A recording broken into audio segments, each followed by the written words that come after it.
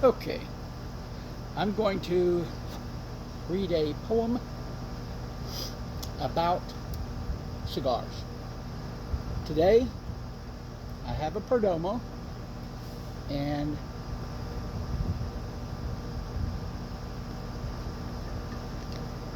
if it goes out, I have a blazing 5 torch lighter,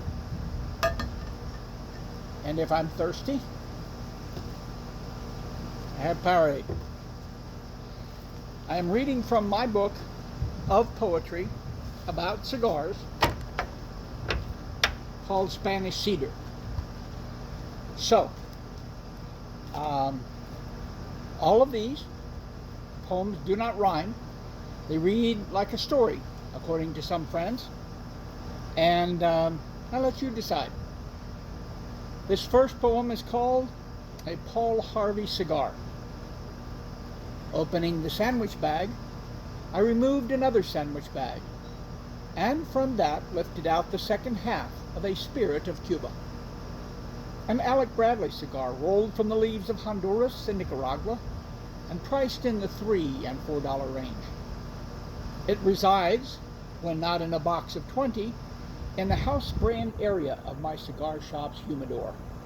Yesterday, the stick burned for an hour and wafted 2 poems and rushed 3rd papers in my journal. Having to get groceries and unwilling to part with the second half of my time with Alec and the Spirit, I knocked the ember into a ceramic ashtray by my hand and parked the remainder of the cigar in a sandwich bag. See above.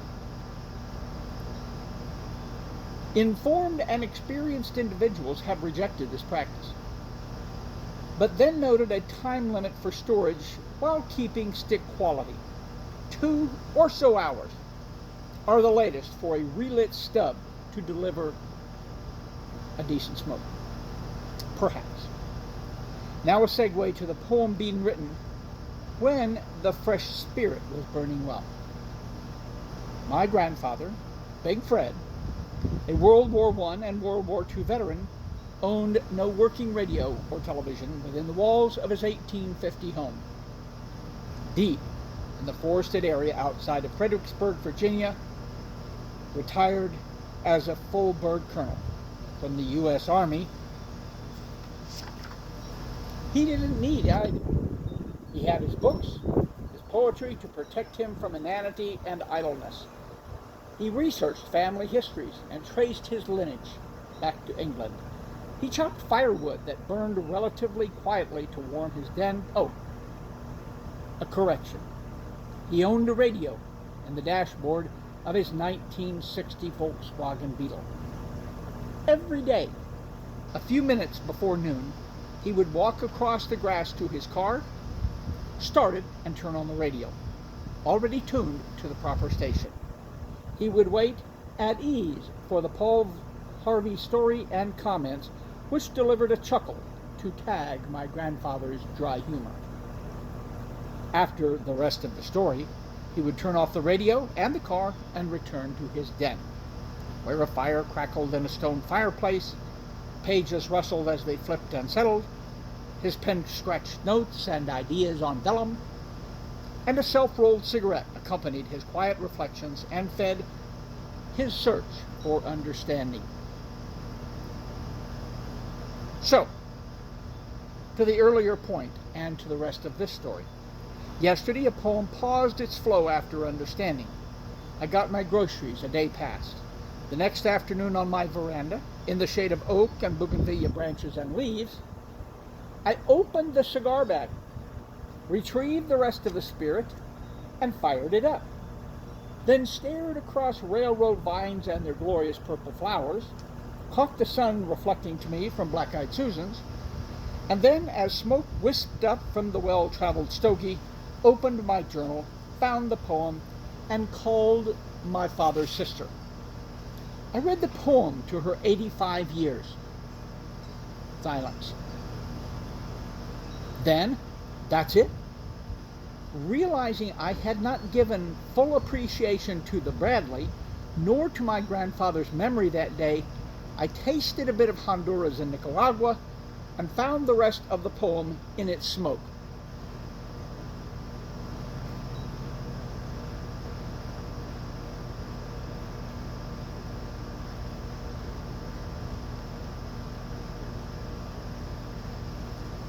This recovery seemed to illustrate the value of old stogies I have found, and it added one more reason to pause parking an unfinished stick, take time to appreciate those who delivered its fine workmanship, honor American thrift and its waste not, want not beginnings, and become part of the memories that often accompany its flavors. I believe my grandfather's military success grew deeply and richly from his respect for family and the way he drew maturity forth from me. Out of his admiration for truth, whatever its path and destination, and through loyalty to the duty, honor, and country he lived by so well, even as he saw his black servants rise to their role in our nation. The rest of my story related to these lines takes me into my grandfather's shoes, along the path he walked quietly, patiently, and thoughtfully in green, leafy Virginia woods, where sawmills hummed late in the even air, and through his historic home overlooking the Potomac River. The setting of my coming of age and the meeting of our generational minds came amidst the turmoil of Vietnam, and along the way stations of Forts Jackson, Gordon, and Riley. In the rooms and halls of his home, I came to understand why he called his home Freeland, why he sought to understand where he came from, and why he worked with me to help me on my path into our future. The questions we touched became our topics and friends, and they entertained our thoughts late into many evenings. How do we decide threats to our lives? How do we choose sides to protect liberty? How do we faithfully live as free men? How do we strengthen foundations to withstand storms?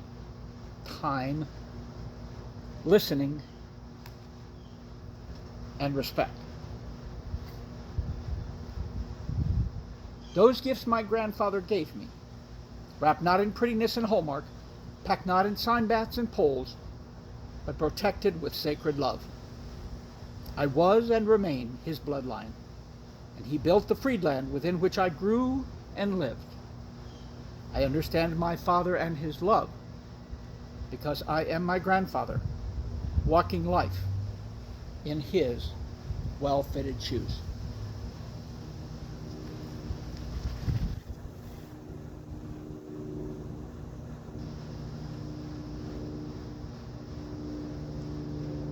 So, that's my poem for the day.